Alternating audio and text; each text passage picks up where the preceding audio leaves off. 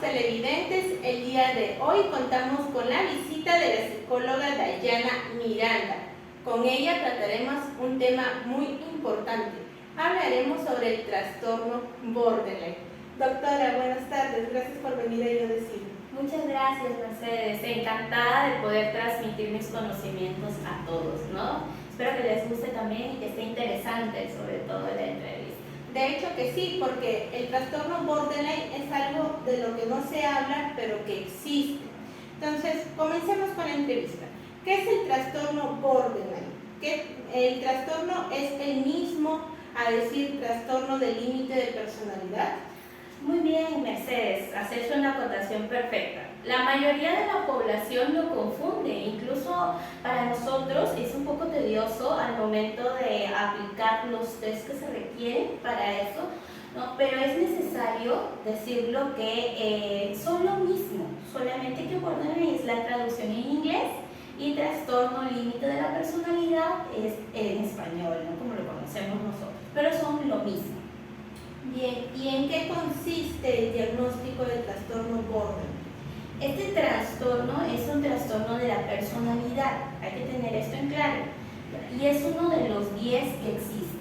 ¿Ya? Este trastorno consiste en una inestabilidad, sobre todo del estado de ánimo, ¿no? Y son, por ejemplo, personas que con una ira que la manifiestan y la expresan, y todos los estados de ánimo los manifiestan de una manera desbordada, ¿no? De una manera, por ejemplo, muy, sí, a nosotros diríamos coloquialmente exagerada, ¿no? Pero son personas altamente sensibles y que por eso lo manifiestan de esa forma. Y dígame, ¿cómo se desencadena este trastorno borderline? En realidad, este trastorno borderline o límite de la personalidad tiene sus causas en la infancia. Como ya les comenté anteriormente, han sido niños que son bastante sensibles y que han tenido padres o un entorno que no se ha detenido a decirles: mira, yo sé que estás enojado, yo sé que estás alegre, pero hay maneras de expresarlo de una manera más tranquila, de una manera más calmada, ¿no? Entonces, tenemos que este trastorno se desencadena en la niñez, pero viene, por así decir, a explotar o a manifestarse más en la adolescencia y en la adultez temprana, sobre todo en la adolescencia. Hemos tenido en los últimos meses más diagnósticos en adolescentes. ¿Y cómo una persona puede darse cuenta que está sufriendo sobre este trastorno borderline o trastorno de límite de la personalidad? En realidad, nosotros como psicólogos, los psiquiatras, manejamos un manual de diagnóstico. Este manual se llama DSM-5, que nos ayuda sobre todo a dar un buen diagnóstico y a regirnos: mira, sí, estamos pisando este trastorno, estamos en este trastorno. Tenemos que tener en cuenta sobre todo lo que comentaba, ¿no? Que son personas inestables en estado de ánimo, que tienen vacíos, ¿no?, existenciales, que también tienden a tener, por ejemplo, autolesionarse, ¿no? El cooking, ¿no? Cuando en los adolescentes ahí se está manifestando un indicador de trastorno de borderline, ¿no? En eso sobre todo.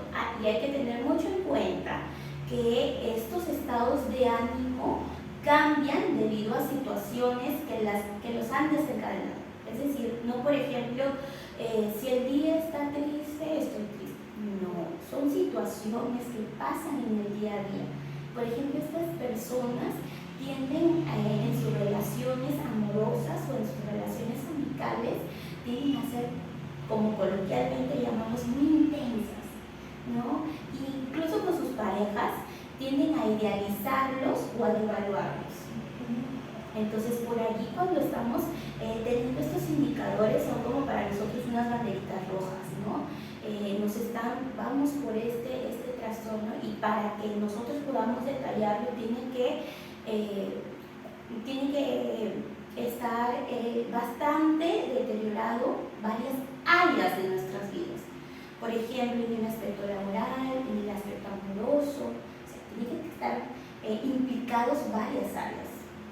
Ahora, estos indicios que usted señala sobre lo que nos hace nosotros darnos cuenta que sufrimos de trastorno borderline, ¿eso es algo constante o es que, por ejemplo, en el hogar sucedió algo con mi pareja y yo actúo de manera intensa, como dice usted, pero en el trabajo también suceden situaciones similares y no reacciono así? Entonces, ¿es algo constante en el trastorno borderline o es que en algún lado sí y en el otro no?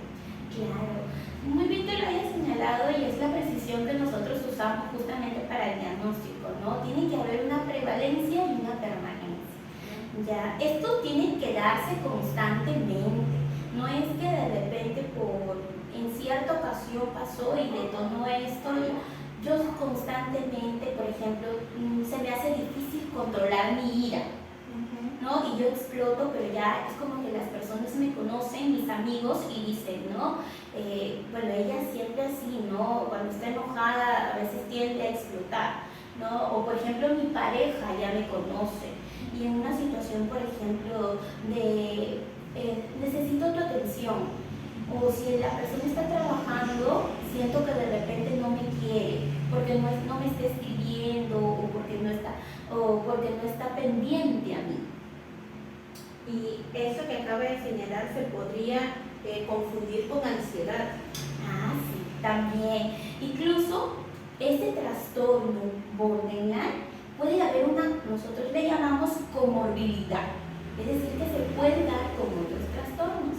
Y ahí también tenemos que tener bastante en cuenta, porque se puede dar también con un trastorno de depresión, y pueden ser ambos, ¿no? Pero ya nosotros, haciendo las evaluaciones y el diagnóstico, especificamos, ¿no? Trastorno borderline con comorbilidad, el trastorno depresivo.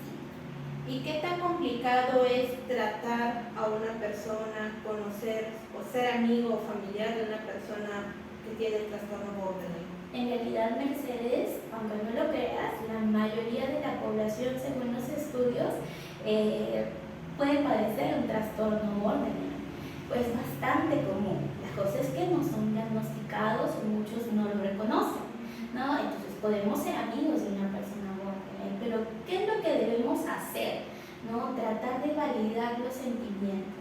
Y lo que se hace con ellos, el tratamiento que se da, es una terapia cognitivo-conductual. ¿Qué hacemos en la terapia cognitivo-conductual? Hacemos que entre en razón la persona y que todo lo negativo que vea lo traiga a algo positivo o a una situación real.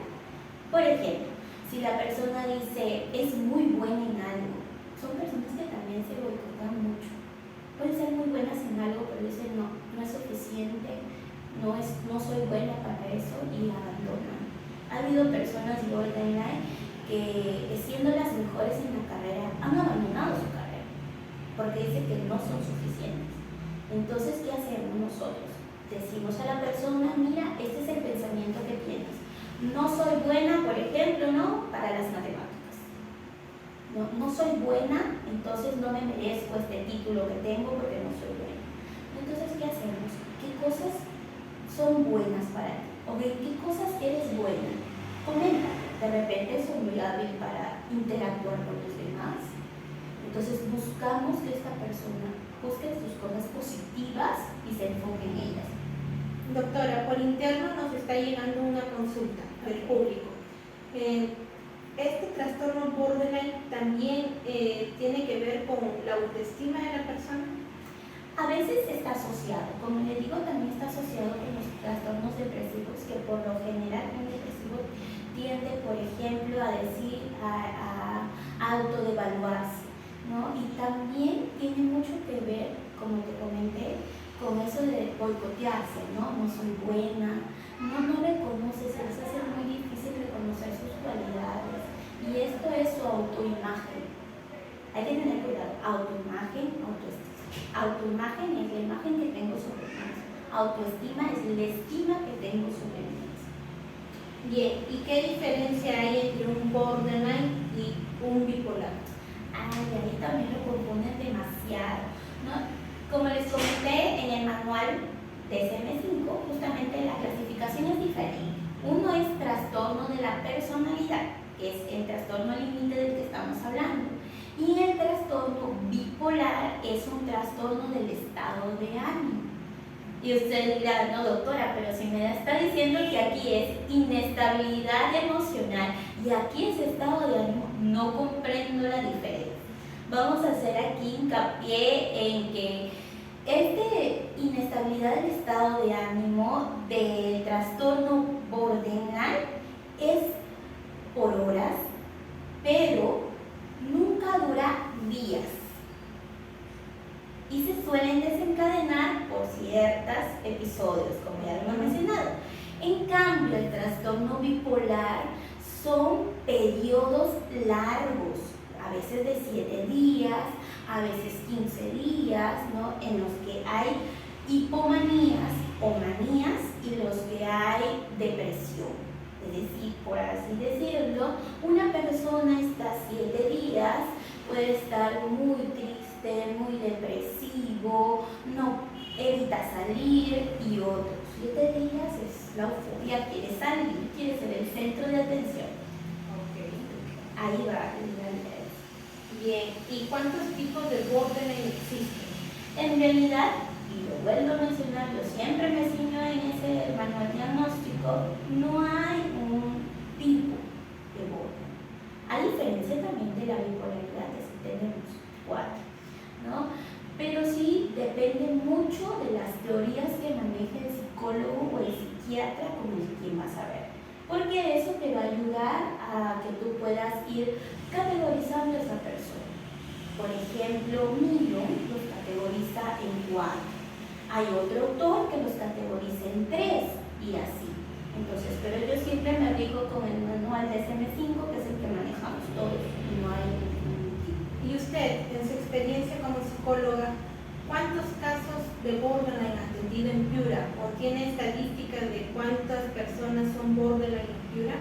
En realidad, según algunas investigaciones, cerca del 75% de la población que ha sido diagnosticada es con prevalencia en mujeres. Yo podría decir que aquí un 4% de la población piurana puede manifestar que es un trastorno borderline. Pero yo te hablo de personas diagnosticadas, porque como lo comenté al inicio, es el trastorno que más podemos encontrar.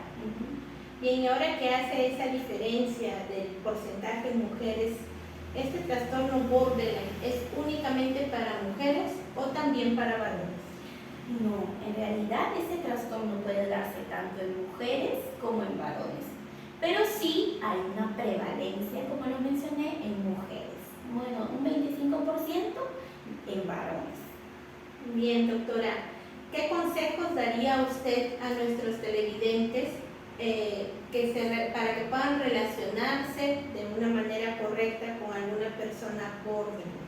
En realidad, eso sí, bastante incidencia con los sentimientos, ¿no? Validar los sentimientos de esta persona, sentarnos con ellos en un momento, así como estamos tú y yo, ¿no? Y decir, sé que estás triste, o sé que estás alegre, o sé que ha pasado esto, yo lo entiendo, lo comprendo, vamos a calmarnos, respiramos, analicemos la situación, busquemos cosas positivas, busquemos las soluciones y no hay problema, porque por lo general son personas que se ahogan en un vaso de agua, ¿no? Pero no por eso dejan de sentir eso. Entonces, en un estudio yo leía que un doctor nos nombraba como si fuera una reacción a los mariscos, ¿no? Y decía, no todos somos alérgicos a los mariscos. Extraña analogía. Ajá, pero no por eso, no porque nos de una manera diferente, no dejamos de sentirlo, ¿no? Por eso sigue siendo una alergia, ¿no? Pero es una manera diferente, ¿no? Igual, no por eso dejan de tener ese sentimiento. Muchas veces son vistas como personas manipuladoras, pero las últimas investigaciones han dicho que no, que ellos en realidad no desean manipular a nadie, sino que es ese sentimiento que no pueden manejar, esa emoción que no pueden controlar y que tampoco la saben expresar. Entonces, idealmente es trabajar bastante en el control de emociones y cómo se pueden estas manifestar. Y lo mismo para los padres. porque todo desencadena en la niñez. Como yo les mencioné, este trastorno viene de una causa de niños que de repente han sido abandonados por un padre, que no vieron una figura paterna o una figura materna, o que sus padres no valoraron sus sentimientos en ese momento, o su entorno, porque ahora vemos a niños criados también por abuelitas, por tíos, entonces todo el entorno está implicado. Bien, entonces, estimados televidentes, a poner mucha atención con esta entrevista y con los consejos que ha dado la psicóloga Dayana. Es muy importante desde que son niños tratarlos como deben ser, unas personas correctas y no invalidar sus emociones ni sus sentimientos. Cada cosa que los niños sientan es importante saberlo y saber también escucharlos y comunicarse con ellos. Gracias, doctora, por haber venido esta tarde a Yo Decido y por habernos ilustrado con este tema del trastorno borderline. Muchas gracias. Bien, iremos a un corte comercial y regresamos con el abogado Sungins Calderón. Con él hablaremos sobre la ley de salud mental. Regresamos con más.